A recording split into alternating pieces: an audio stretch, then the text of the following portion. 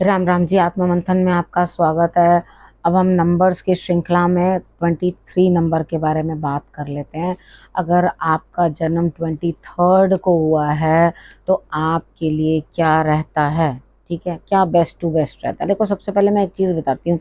एक बार मेरे पास कोई आया, उन्होंने बोला कि भाई मुझे, मेरे हस्बैंड का बर्थडे 22 को है तो मुझे भी चाहिए कि मेरे घर में जो है संतान भी इसी डेट को आए, लेकिन कुदरत ने उसके लिए 23 रखी हुई थी डेट और उनका जन्म हुआ 23 को। ठीक है। अब आप सोचोगे कि ईश्वर ने क्यों जन्म दिया। देखो, यहाँ पे ऑलरेडी ही नंबर 2 है।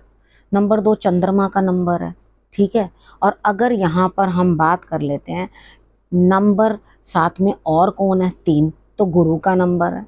इस बच्चे को गुरु का आशीर्वाद प्राप्त रहेगा हमेशा। ठीक है। यहाँ पर इस बच्चे को हमेशा गुरु का आशीर्वाद रहेगा, क्योंकि 2 नंबर क्या है, 2 नंबर चंद्रमा है। चंद्रमा कौन है, गुरु का शिष्य है। ठीक है। तो इन दोनों के मिलने से, ठीक है, गज केसरी योग भी बन जाता है। ज्योतिष में हम देखते हैं चंद्रमा अगर उससे उसके साथ कंबाइंड होता है, ठीक है, मैं उतनी डिटेल में इसमें नहीं बता रही, कंबाइंड होता है तो वो दोनों चंद्रमा और गुरु जो है वो मिलके गज केसरी योग निर्मित कर देते हैं। तो यहाँ पर ये जो बच्चा होता है ये तो एक क्राउन प्रिंस है, यानी कि वो तो ऐसा राजकुमार है जिसके सर के ऊपर ताज जन्म से ही है। ठीक है। उसके मतलब वो कहते हैं ना, born with the golden spoon. तो यहाँ पर क्या है कि इतनी सुविधाओं में बच्चा, कोई चीज की दिक्कत नहीं है उसको, यानी कि जहां पर वो जा रहा है उसको हर चीज की सुविधा है।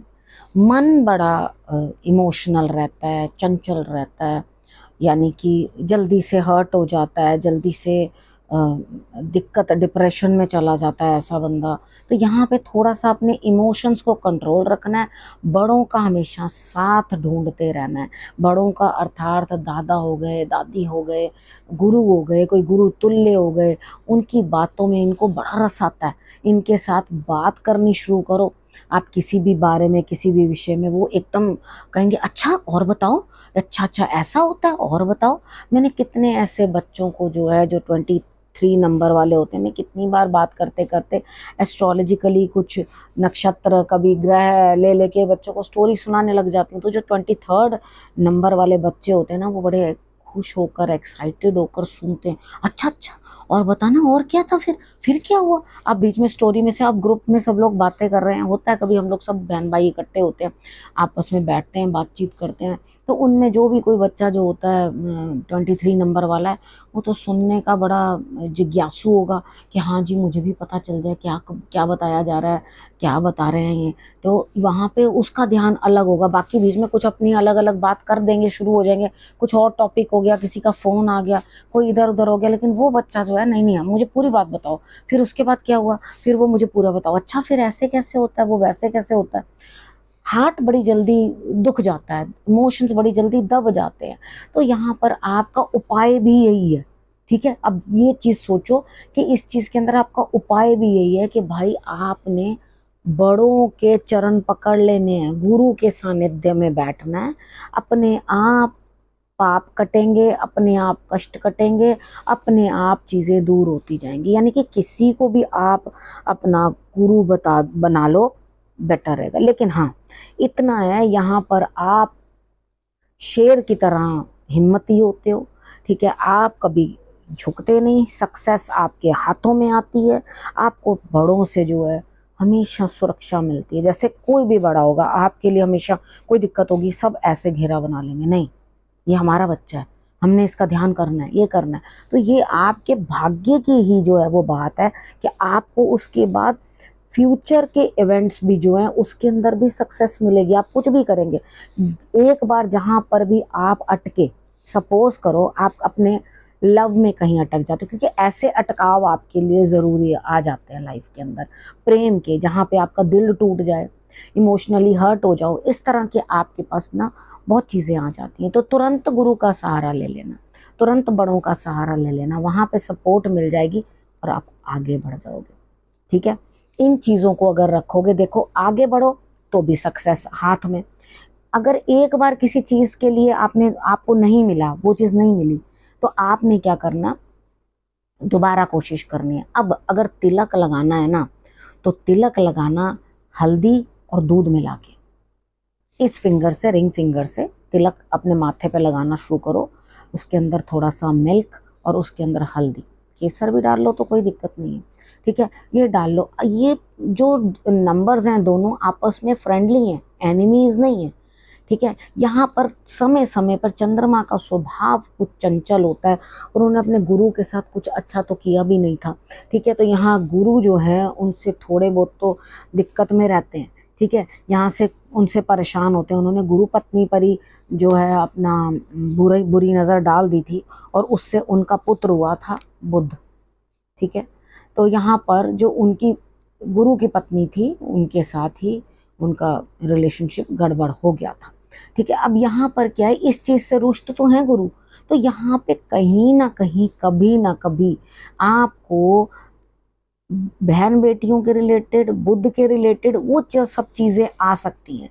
वो चीटिंग जो है वो चंद्रमा के जो स्वभाव में वो है, वो चीज़ आपके साथ कभी आ सकती है, लेकिन आपने हमेशा एक ही चीज़, फिर वापस उसी चीज़ को रिपीट कर रही हूँ कि गुरु का सानिध्य पकड़े रखना है, ठीक है। अगर आप गुरु के सानिध्य में रहोगे, गुरु को कभी चीट मत करना, ठीक है, तो आपको बहुत नुकसान जो है झेलना पड़ेगा। अदरवाइज आपके जो 23 नंबर है वो आपके लिए बहुत बेटर है, बहुत अच्छा है। आपको ईश्वर ने बड़े अच्छे जो है नंबर के अंदर जन्म दिया है, तो ये एक रॉयल स्टार जो होता है वो नंबर है, ठीक है, बहुत बढ़िया नंबर है।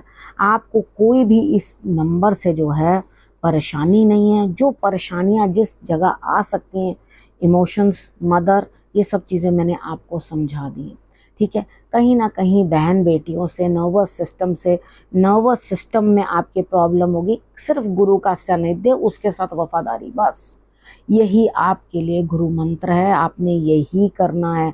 अगर आप इसी चीज़ के ऊपर चल गए सीधे सीधे बढ़िया तरीके से, तो आप देखोगे कि आपके लिए रिजल्ट्स कितने बेटर आएंगे, ठीक है। अगर आपने ये चीज़ को मान्य कर लिया, समझ लिया, ठीक है, तो आपने क्या करना है, गुरु का सम्मान, बड़ों की इज्जत, जो हो सके सेवा, जिस प्रकार भी हो सके सेवा, ठीक है, वो आपने करनी है। यानी कि माता और गुरु, इन दोनों का सानिध्य पकड़ के रखना है। इमोशंस सेट रहेंगे, बिल्कुल बढ़िया रहेंगे। जीवन में कोई परेशानी कहीं पे भी आ जाती है, ठीक है, तो आपने पीले चावल बना करके जो है मंदिर में, कभी ऐसा लगे ना मेरी ये बात पूरी नहीं हो रही, ठीक है, बहुत सारी चीज़ें हैं एस्ट्रोलॉजी में, कोई कुछ बताएगा, कोई कुछ बताएगा, मैं एक बिल्कुल आपको ऐसा उपाय बता रही हूँ सटीक, ठीक है। कुछ भी दिक्कत आए, कहीं पर भी आपको ऐसा लगे कि हाँ भाई ये काम मेरा नहीं बन रहा, यहाँ मेरे को दिक्कत आ रही है, बस पीले चावल लेने, गुरु को अर्पण कर देने। नहीं तो धर्म स्थान में ले जाना। अब आपके गुरु नहीं है तो आपने घर से मीठे चावल बना लेने, धर्म स्थान में ले जाके खड़े पैर, ये नहीं बैठ जाओ कहीं, मैं थक गई हूँ स्टूल रख दो, मैं स्टूल रख के दूंगी, नहीं, खड़े रहकर आपने वो डोने में डालते जाओ और लीजिए रिस्पेक्टफुली, ठीक है। यहाँ पर बिल्कुल अहंकार न हो, मैं तो दाता दानी, मैं तो दे रहा हूँ, मेरे को तो बड़ी अहंकार है अपने ऊपर कि भाई मैं, देखो मैं देने, भगवान ने मुझे देना।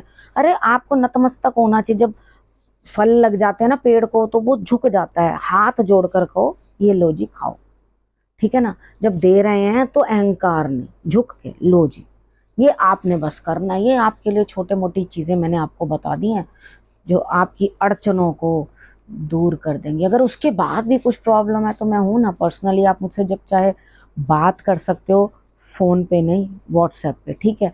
कुछ भी पूछना हो तो आप पूछ सकते हो, मेरी टीम को कांटेक्ट कर सकते हो, बातचीत कर सकते हो, और उसके बाद मैं हूं ना आपकी सेवा में हाजिर, ठीक है ना। आपको जिस तरह से भी हेल्प कर सकूंगी ज़रूर करूंगी, ठीक है। अब आपने करना क्या है, रखना अपना और अपनों का बहुत अच्छे से ध्यान, और अगले विषय के साथ फिर से आपके पास आती हूँ। तब तक के लिए नमस्कार।